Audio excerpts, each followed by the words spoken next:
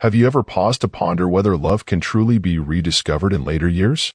Today, we delve into the emotional and thought-provoking saga of Mr. Tan, a 65-year-old gentleman who, after enduring years of solitude, decided to seek companionship only to face unforeseen trials when remarriage proved more challenging than expected. His journey not only highlights the bittersweet reality of searching for a partner as one ages, but also reveals profound insights about empathy, mutual understanding, and embracing the intricate nature of relationships in your later years.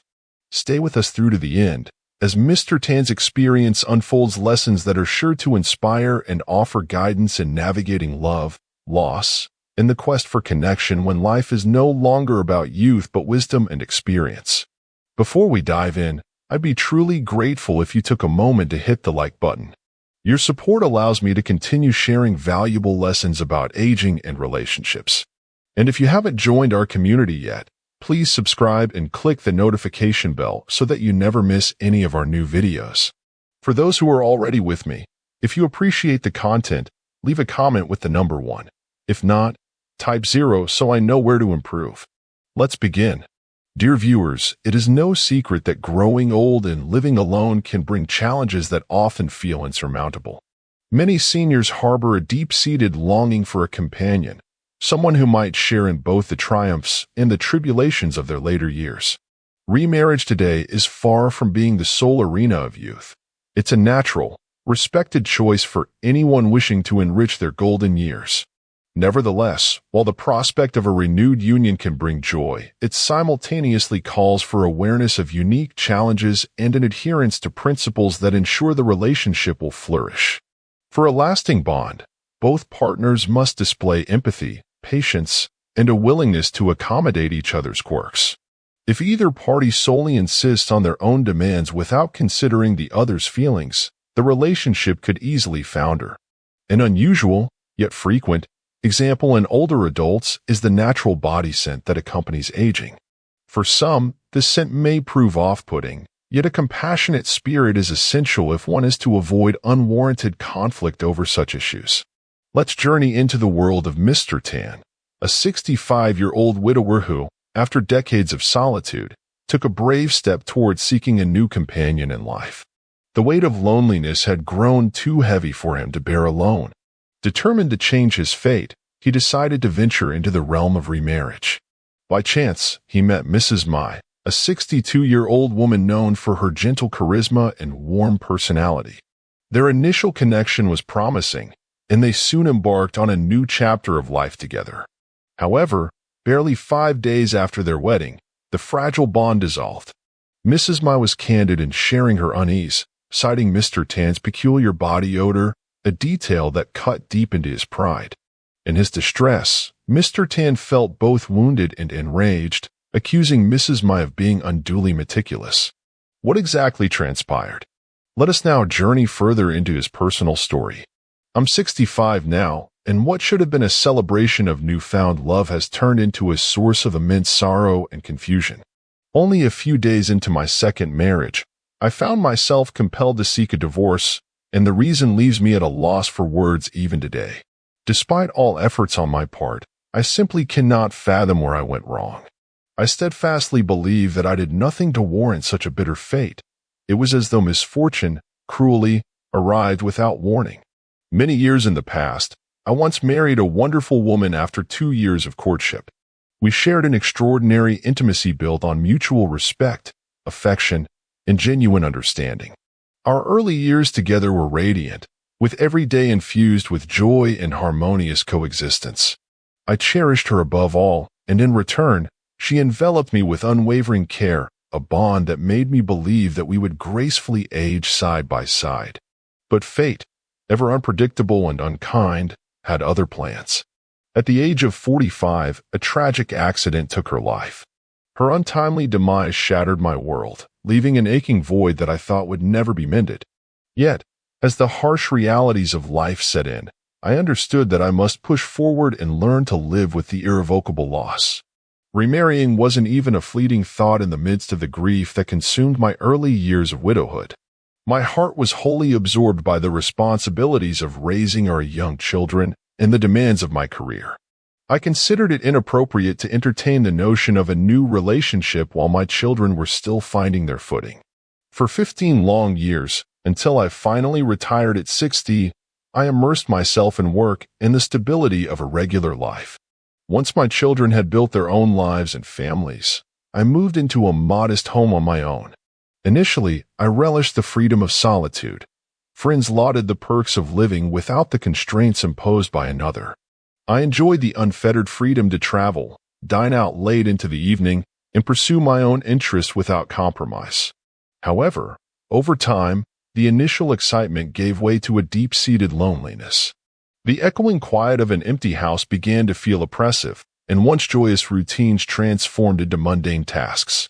The absence of someone to share those moments, whether to laugh with on a sunny afternoon or to console on a chilly, rain-soaked evening, became painfully apparent. I found myself wandering aimlessly through the silence of my home, besieged by a loneliness that was all too palpable. A significant source of sorrow was the growing gap between myself and my children. Their visits became infrequent, confined mostly to festive occasions, leaving me to face life's hardships and sudden challenges alone.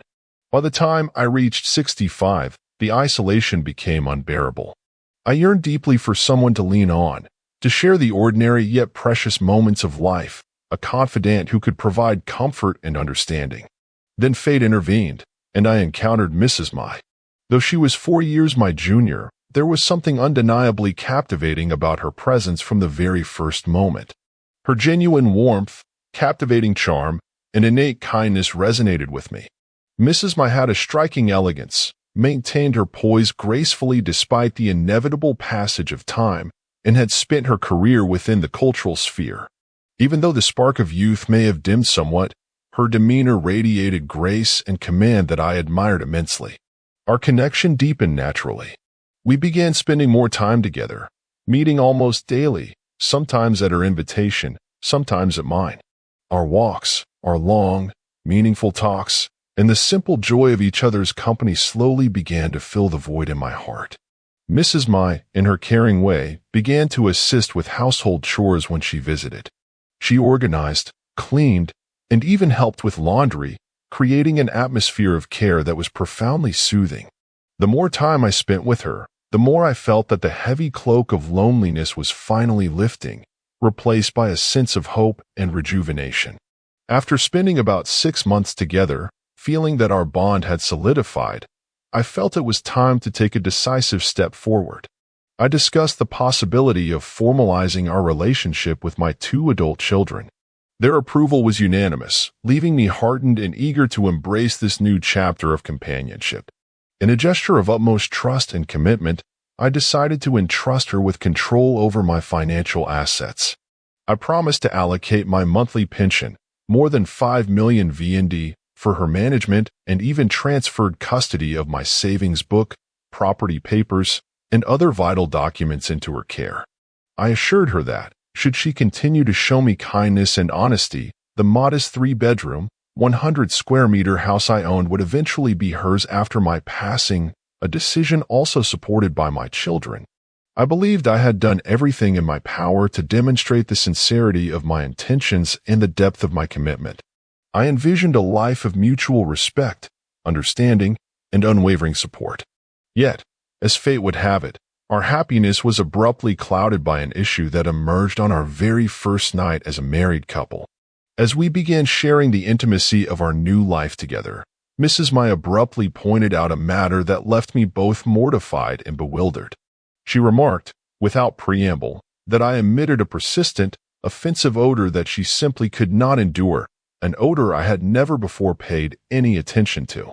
Determined to salvage our new union, that very night I undertook an unusually long, rigorous shower session, scrubbing my entire body with an abundance of soap and shower gel for over an hour.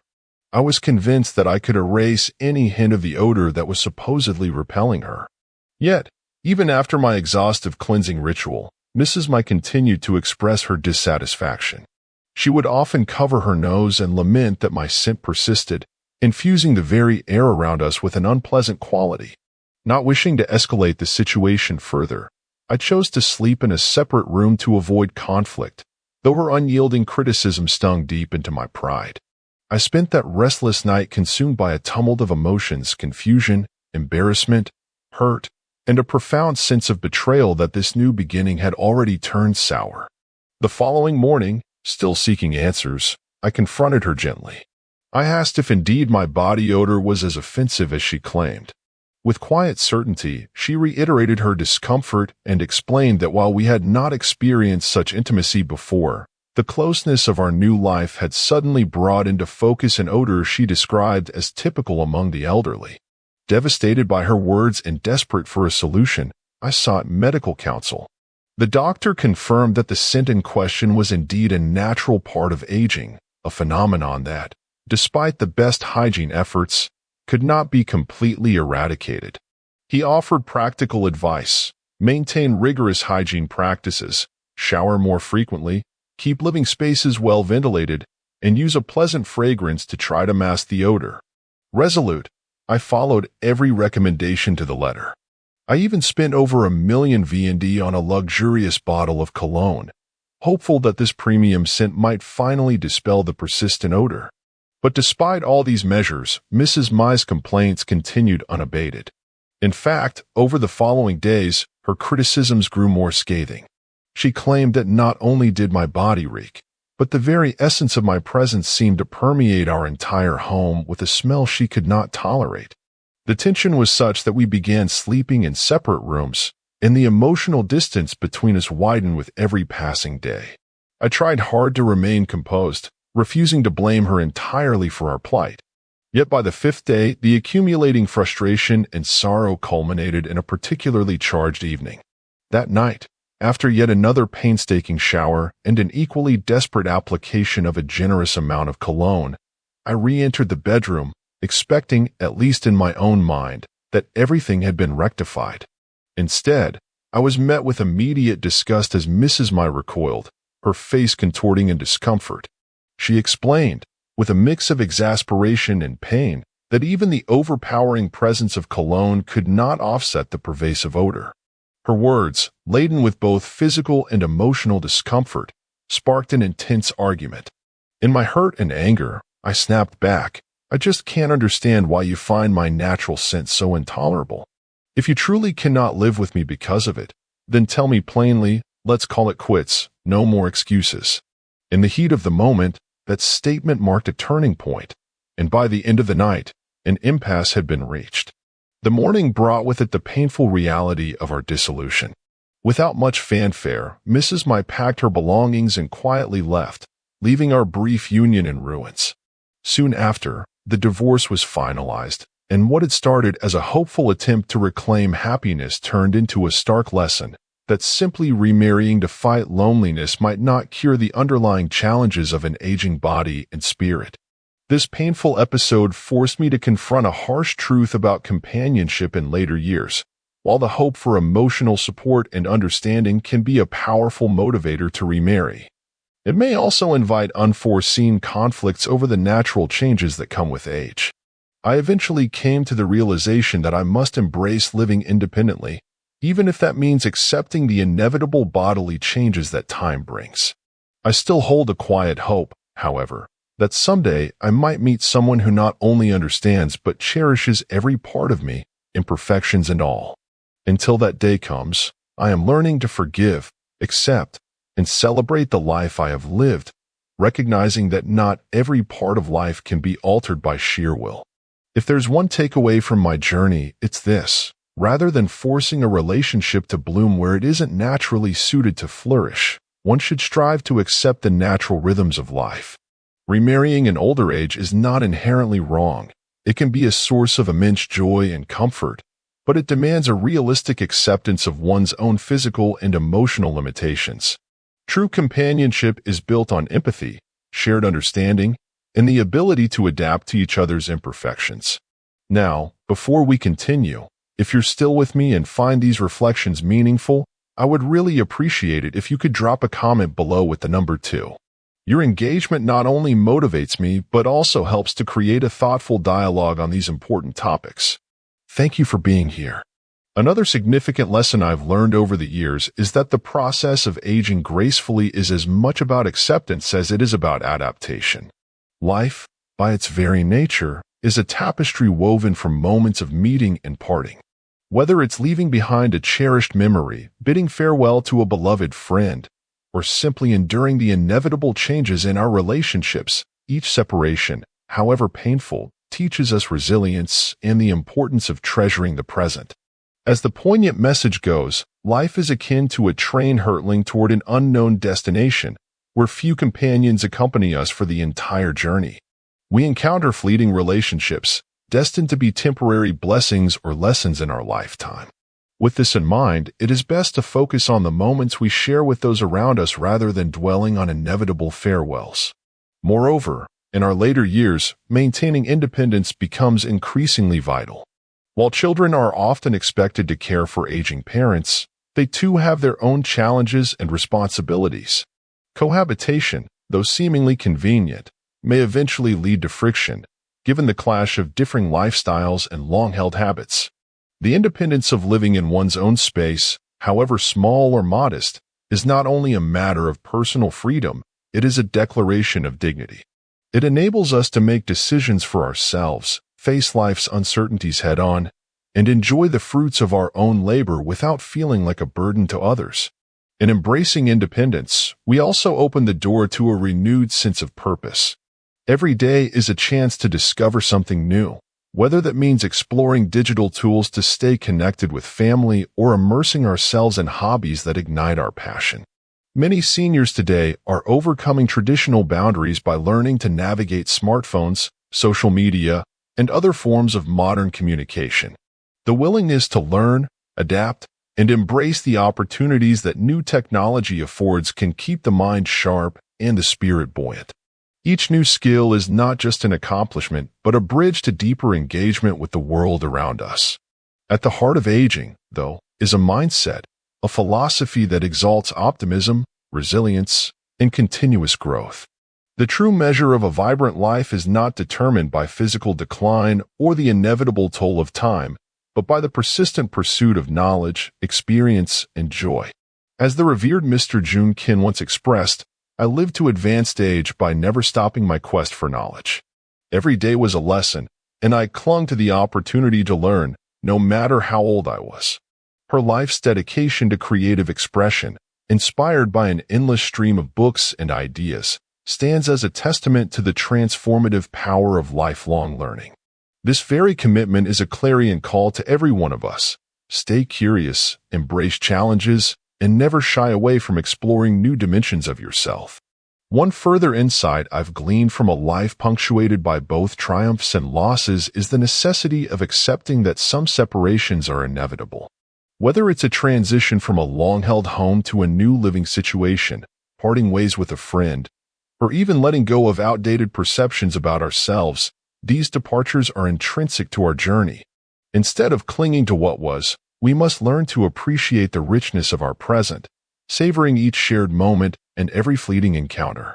Life's impermanence is not a curse, but an invitation to celebrate what is now, ensuring that each relationship, whether temporary or lasting, is imbued with sincere gratitude and love.